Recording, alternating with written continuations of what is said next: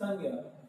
संज्ञा बहुत आसान बिंदु है, हिंदी का सब बच्चे कर भी लेते हैं इसे, लेकिन फिर भी मैं संज्ञा के बारे में कोई तुम्हें विशेष जानकारी दूंगा तो बहुत से बच्चों को पता नहीं होता।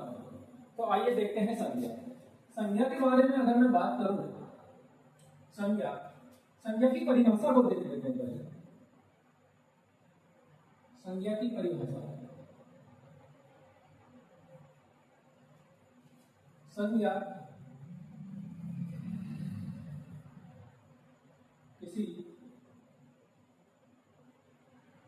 किसी व्यक्ति, वस्तु, भाव अथवा स्थान के नाम को, स्थान के नाम को कहा जाता है।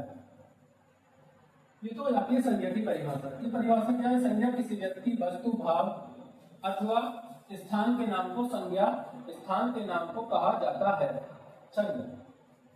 व्यक्ति में किसी व्यक्ति का नाम हो सकता है, जैसे मैं बात करूं रमेश।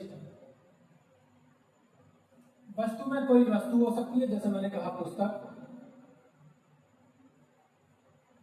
भाव में कोई भाव हो सकता है, जैसे मैंने कहा दुख। और स्थान में हो सकता है कोई स्थान, जैसे मैंने कहा जयपुर। तो ये हमारी संज्ञा की परिभाषा है। लेकिन अगर मैं संज्ञा को बहुत छोटे शब्दों में कहना चाहूं कि संज्ञा है क्या, एक पंक्ति में कहना चाहूं तो संज्ञा पृथ्वी पर जो भी चीज है, चाहे वो स्थान है, चाहे वो वस्तु है, चाहे किसी का नाम है, पृथ्वी पर मैं बात करूं। इसलिए अगर मैं दूसरी परिभाषा की बात करूं, क्या पृथ्वी पर सभी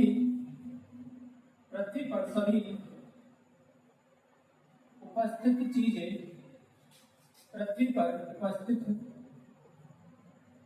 पर सभी उपस्थित चीजें संज्ञा कहलाती है। सभी चीजों का मतलब क्या है? हाँ, सभी चीजें, पृथ्वी पर कुछ भी हो। जैसे मेरे सामने यहाँ बोतल रखी हुई है, बोतल भी एक संज्ञा है। मैं मार्कर से लिख रहा हूं, मार्कर भी एक संज्ञा है। फिर हमने बोर्ड देखा, ये बोर्ड भी एक संज्ञा है। तो पृथ्वी पर जो भी चीज है, चाहे वो किसी भी रूप में है, वो संज्ञा कहलाती है। हो सकता है वो कौन सी संज्ञा है वो हम आगे देखेंगे, संज्ञा के प्रकार।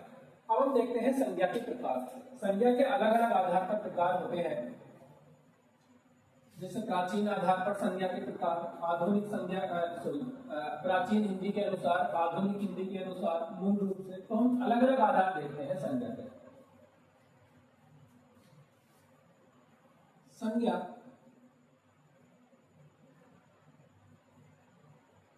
मूल रूप से दो प्रकार की होती है।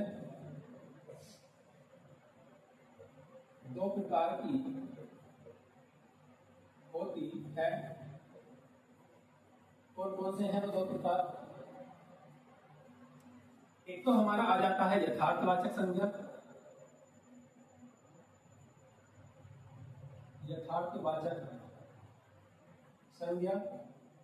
और दूसरा हमारा आ जाता है भाववाचक संज्ञा।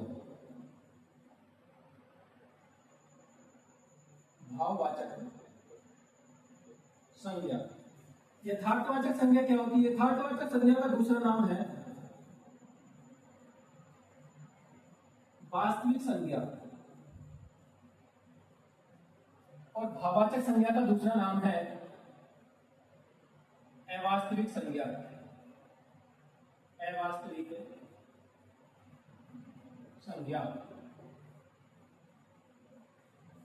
जो यथार्थवाचक संज्ञाएं होती हैं, ये दृश्य रूप होती हैं, अर्थात हम इन्हें देख सकते हैं।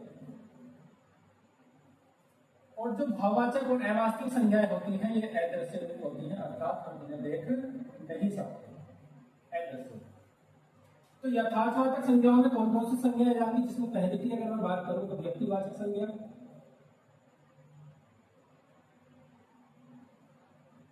व्यक्तिवाचक संज्ञा। दूसरी इसमें आ जाएगी जातिवाचक संज्ञा,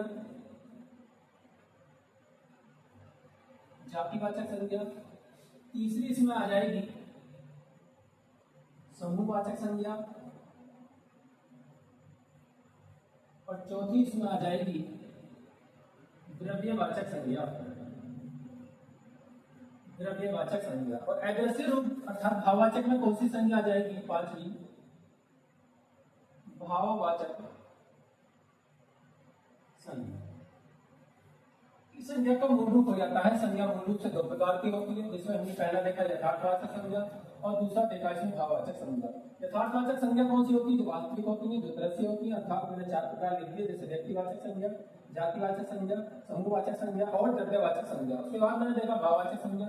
इसका दूसरा नाम है अवास्तविक संख्या, एग्रेसिव रूप, अर्थात जिसे हम नहीं देख सकते। तो इसमें कौन सा आ जाएगा? हमारा भाववाचक संज्ञा। आगे चलते हैं, हमारे संज्ञा के और किस आधार पर है, कितने प्रकार की होती है, तो मूल रूप से हो जाता है। अगर क्वेश्चन पूछे हमसे पेपर में कि मूल रूप से संज्ञा कितने प्रकार की होती है, तो हमें लगाना है दो प्रकार की।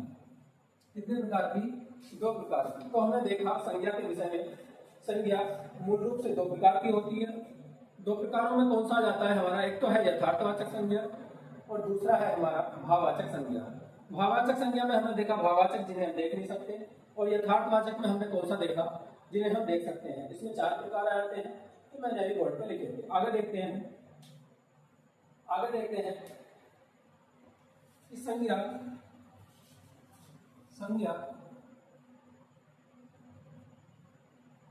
प्राचीन हिंदी के अनुसार, संज्ञा प्राचीन हिंदी के अनुसार पांच प्रकार की होती है, जो मैंने अभी पांच प्रकार लिखे थे, पांच प्रकार की। आगे हम देखते हैं संज्ञा आधुनिक हिंदी के अनुसार, आधुनिक हिंदी के अनुसार तीन प्रकार की होती है। कितने प्रकार की? तीन प्रकार। ये कौन से तीन प्रकार हैं? जिसमें हम पहला देखेंगे व्यक्तिवाचक संज्ञा, व्यक्तिवाचक संज्ञा। दूसरा हम देखेंगे इसमें जातिवाचक संज्ञा, और तीसरा हमें देखना है इसमें व्यक्तिवाचक, जातिवाचक, और तीसरा हमें देखना है भाववाचक संज्ञा, भाववाचक संज्ञा। तो संज्ञा आधुनिक रूप से कितने प्रकार की? तीन प्रकार की, व्यक्तिवाचक, जातिवाचक और भाववाचक। अब तीन प्रकार है आधुनिक रूप से, और संज्ञा प्राचीन हिंदी के अनुसार कितनी है? पांच प्रकार के। तो आधुनिक हिंदी में क्या हुआ? जातिवाचक को दो भागों में तोड़ दिया गया है। कौन से हैं जातिवाचक का? एक तो इसमें आ जाता है समुदायवाचक, जिसे हम समूहवाचक भी कहते हैं, समुदायवाचक संज्ञा। और दूसरी हमारी संज्ञा इसमें आ जाती है द्रव्यवाचक संज्ञा, द्रव्यवाचक संज्ञा। आधुनिक हिंदी में इन दोनों को सम्मिलित कर दिया गया है जातिवाचक संज्ञा में, इसलिए आधुनिक हिंदी के अनुसार संज्ञा कितने प्रकार की होती है? हमारी तीन प्रकार की। और संज्ञा प्राचीन हिंदी के अनुसार कितनी? पांच प्रकार की। एक, दो, तीन, चार और पांच। ये पांचों ही कौन से हैं? आगे देखते हैं हम। ये तो हो जाती है हमारी संज्ञा के प्रकार, अलग अलग आधार पर संज्ञा अलग अलग प्रकार की होती है। अब देखते हैं हम संज्ञा के प्रकारों में पहचान, कि कैसे पहचानेंगे कौन सा रूप संज्ञा का है, ये कौन सी संज्ञा है और ये कौन सी संज्ञा है। तो आगे देखते हैं हम। सबसे पहले हम देखेंगे इसमें व्यक्तिवाचक संज्ञा, व्यक्तिवाचक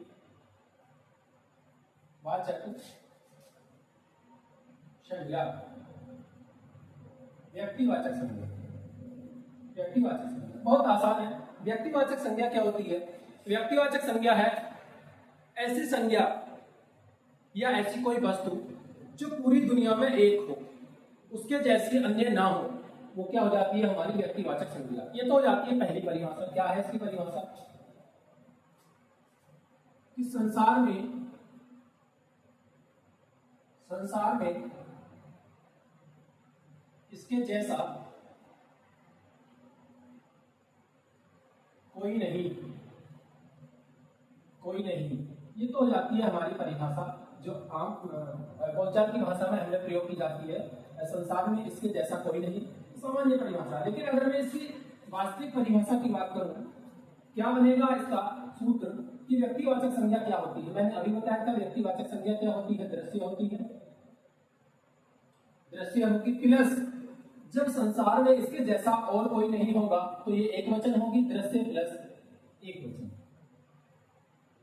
दृश्य प्लस एक वचन। यह है हमारा संज्ञा को पहचानने का एक तरीका। जो कौन सी संज्ञा है, व्यक्तिवाचक संज्ञा। दृश्य होगी और हमेशा कैसी होगी, एक वचन। अब इसके एग्जाम्पल पे बात कर लेते हैं। जैसे मैंने कहा ताजमहल, ताजमहल पूरी दुनिया में एक है, देख सकते हैं ताजमहल को, और कैसा है ये, एक वचन। इसका बहुवचन नहीं बनाया जा सकता। दूसरा एग्जाम्पल हम देखा दिल्ली, दिल्ली देख सकते हैं दिल्ली को, और हमेशा कैसी रहेगी, एक वचन। फिर हमने इसका एग्जाम्पल देखा राम, राम को हम देख सकते हैं और राम कैसा है, एक वचन। हालांकि राम पूरी दुनिया में और भी हो सकते हैं अलग अलग, राम किसी का नाम हो सकता है, लेकिन जिस हम विशेष नाम की बात कर रहे हैं, विशेष नाम अलग अलग या सेम हो सकते हैं, लेकिन जो व्यक्ति के गुण है, जो व्यक्ति की विशेषताएं हैं, वो अलग अलग होंगी। तो हमने देखा भैया दृश्य, ताजमहल दृश्य है और एक वचन है। उसके बाद हमने देखा दिल्ली। और भी इसके एग्जाम्पल की बात कर सकते हैं। जैसे मैंने कहा जयपुर, जयपुर हमारा क्या है, देख सकते हैं कैसा है, एक वचन। एक तो हो जाती है हमारी व्यक्तिवाचक संज्ञा की बात। आगे चलते हैं हम। व्यक्तिवाचक संज्ञा दृश्य होगी और हमेशा कैसी होगी, एक वचन, और इसके जैसा कोई और नहीं होगा पूरी दुनिया में। दूसरा हमने देखा जातिवाचक संज्ञा, जातिवाचक संज्ञा, जातिवाचक संज्ञा। जातिवाचक संज्ञा क्या होती है? सबसे पहली बात तो यह है, जाति का मतलब है कि ऐसी संज्ञा जो किसी विशेष जाति का बोध कराए। अर्थात मैं बात करूं, जाति का मतलब है इसके जैसे संसार में बहुत होते हैं,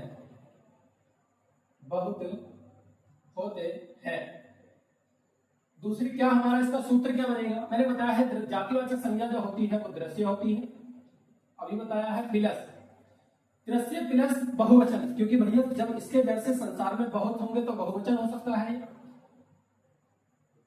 बहुवचन। तो दृश्य प्लस बहुवचन, या मैं बात करूं एक वचन, परंतु जिनका बहुवचन बनाया जा सकता है, परंतु जिनका बहुवचन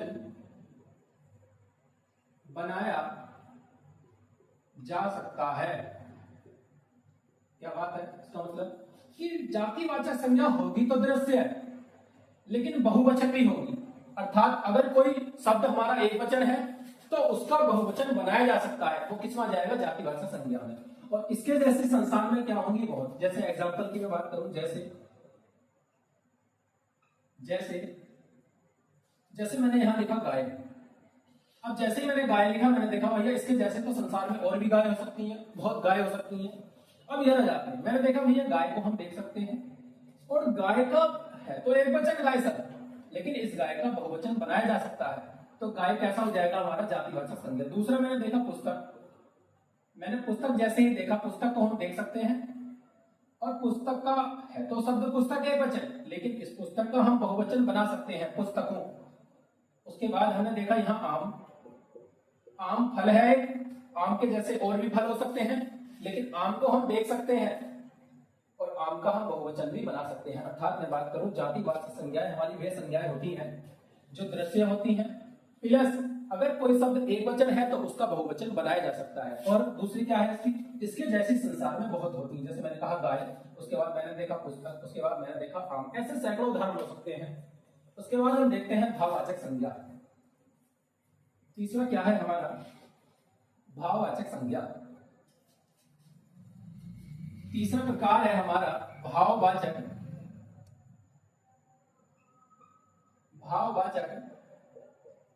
संज्ञा। क्या है भाववाचक संज्ञा? भाववाचक संज्ञा क्या है? भाववाचक संज्ञा के विषय में मैं पहली बात ये कहूं, मैंने अभी बताया था, जो भाववाचक संज्ञा है वो क्या है? अदृश्य है, अदृश्य है। भाववाचक संज्ञा क्या है हमारी? अदृश्य है, अदृश्य है। प्लस, प्लस अदृश्य है और प्लस कैसी होगी है? एक वचन। क्या बात समझ में आई? मैंने अभी बताया है जो भाववाचक संज्ञाएं होती हैं हमारी वो कैसी होती हैं? अदृश्य होती हैं। प्लस और कैसी होगी है? एक वचन। और इसकी दूसरी परिभाषा हम क्या कह सकते हैं? दूसरी परिभाषा हमारी यह है इसे हम छू नहीं सकते, इसे हम छू नहीं सकते, ये एक परिभाषा है। इससे पहचान हो जाती है हमारी। बाकी जो हमारा सूत्र है भाववाचक संज्ञा को पहचानने का ये क्या है कि अदृश्य हो और कैसी होगी है? एक वचन होगी। अदृश्य का मतलब है जिसे हम देख नहीं सकते, जिसे हम छू नहीं सकते। ऐसी संज्ञाएं हमारी कौन सी हो जाती हैं? भाववाचक संज्ञाएं। यह भाववाचक संज्ञा के विषय में एक बात और तुम्हें बता दूं मैं, कंफ्यूज होने के लिए, कभी भी कंफ्यूज नहीं होगे। भाववाचक संज्ञाएं ऐसी संज्ञाएं होती हैं जिन्हें हम किसी भी बर्तन में नहीं रख सकते। जी हाँ, भाववाचक संज्ञाएं हमारी वो संज्ञाएं होती हैं जिन्हें हम किसी भी बर्तन में नहीं रख सकते। इसका क्या मतलब है भैया? बर्तन में नहीं रख सकते? हाँ, इसी से तो हमारे पेपर में सही होगा प्रश्न। इसका मतलब क्या है? इसका मतलब यह है कि भाववाचक संज्ञाएं वे होती हैं जिन्हें हम बर्तनों में नहीं रख सकते। जैसे देखते हैं एग्जाम्पल, जैसे मैंने कहा तनाव, तनाव, टेंशन। अब तनाव को हम देख नहीं सकते, देख नहीं सकते मतलब अदृश्य, और तनाव कैसा है? एक वचन। और तनाव की दूसरी, तनाव को हम छू भी नहीं सकते, तो इससे हो जाती है। लेकिन एक और तरीका मैंने बताया है भाववाचक संज्ञा को पहचानने का कि भाववाचक संज्ञा जितनी भी होती हैं उन्हें हम किसी भी बर्तन में नहीं रख सकते। जैसे इसकी एग्जांपल की बात करूं मैं, खुशी। हमारे पास एक खुशी शब्द है। खुशी जो खुशी होती है हमारे अंदर, खुशी, उसे हम छू नहीं सकते, उसे हम देख नहीं सकते। और खुशी कैसा शब्द है? एक वचन। एक और तरीका बता रखा मैंने। क्या तरीका है दूसरा हमारा? इसे हम किसी भी बर्तन में नहीं रख सकते, नहीं परोस सकते। खुशी, खुशी के बाद हमारा एक शब्द आ जाता है दया, दया के बाद हमारा इसे एक शब्द आ जाता है करुणा। और भी बहुत सारे शब्द हैं। दुख है, दुख है, प्रेम है। ये जितने भी शब्द हैं हम इन्हें ना तो किसी बर्तन में रख सकते और ना ही हम इन्हें देख सकते। और कैसे हैं ये सारे? एक वचन। ये हो जाती है हमारी भाववाचक संज्ञा। एक इंपोर्टेंट बात यह है कि यदि तुम भाववाचक संज्ञा का बहुवचन कर दो, क्या है इंपोर्टेंट बात? यहां से क्या निकलती है कि इंपोर्टेंट, कि यदि तुम भाववाचक संज्ञा का बहुवचन कर दो, क्या है? नोट डाल के लिखना तुम्हें सब बच्चों को, कि यदि भाववाचक संज्ञा का, यदि भाववाचक संज्ञा का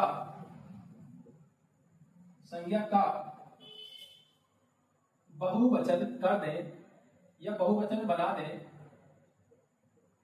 तो जातिवाचक संज्ञा बन जाती है। तो जातिवाचक संज्ञा बन जाती है। क्या मतलब है इसका? बहुत इंपॉर्टेंट बात है कि यदि भाववाचक संज्ञा है हमारे पास कोई और हम उसका बहुवचन बना दें, मैंने बताया था ना अभी, जो भाववाचक संज्ञाएं होती हैं वो क्या होती हैं? एक वचन। लेकिन अगर हम भाववाचक संज्ञाओं का बहुवचन बना दें तो वो कौन सी संज्ञा बन जाती है? हमारी जातिवाचक संज्ञा। जैसे मेरे पास एक शब्द है जवानी, जवानी। और जवानी का बहुवचन अगर तुम बनाओगे तो शब्द क्या हो जाएगा मेरा? जवानियां, जवानियां। ये शब्द है मेरा जवानी और जवानी है मेरी भाववाचक संज्ञा। लेकिन इस भाववाचक संज्ञा का जैसा ही तुमने बहुवचन बनाया तो ये क्या हो जाएगी? हमारी जातिवाचक संज्ञा। अरे हाँ यार।